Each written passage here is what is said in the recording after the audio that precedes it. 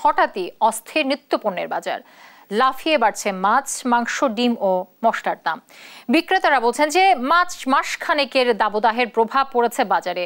এদিকে বাজার নিয়ন্ত্রণে কার্যকর মনিটরিং সেল গঠনের দাবি জানিয়েছেন আয় ব্যয়ের হিসাব মেলাতে হিমশিম ক্রেতারা।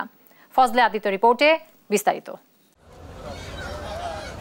সাধারণ মানুষের আমিষের চাহিদা যেন পূরণ হবার নয়। মুরগি কেজিতে 20 টাকা বেড়ে বিক্রি হচ্ছে 220 টাকায়, ডিম ডজনে বেড়েছে 20 থেকে 25 টাকা।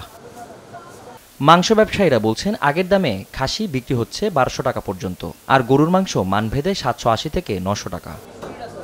মাছ বাজারের দৃশ্য প্রায় একই। রুই 300, তেলাপিয়া 200, বাইন 800 আর পাঙ্গাস 250 টাকায় বিক্রি হচ্ছে। এদিকে রাজধানীতে সকালে ঝুম বৃষ্টির প্রভাব পড়েছে সবজির বাজারে।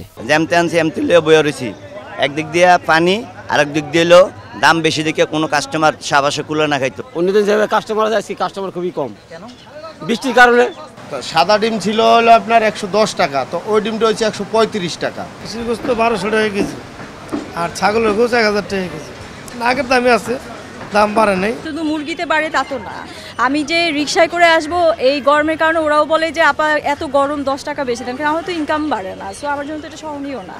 দাম বৃদ্ধির কারণ হলো প্রচুর গরম পড়ছে, খামারে অনেক মুরগি নষ্ট হয়েছে, লক্ষ লক্ষ মুরগি, ডিম নষ্ট হয়েছে। মাছ মানে ছোট সাইজের মাছ 2200 টাকা কেজি, বুঝছেন? সাধারণ লোকে খাওয়ার কোনো কুল নাই।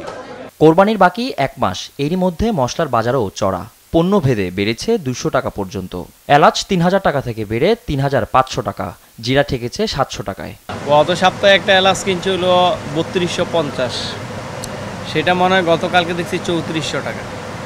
আর আপনার মশলার দামটা একটু বাড়ছে, ওটা প্রতি কেজিতে 150 থেকে 200 টাকা করে বাড়ছে।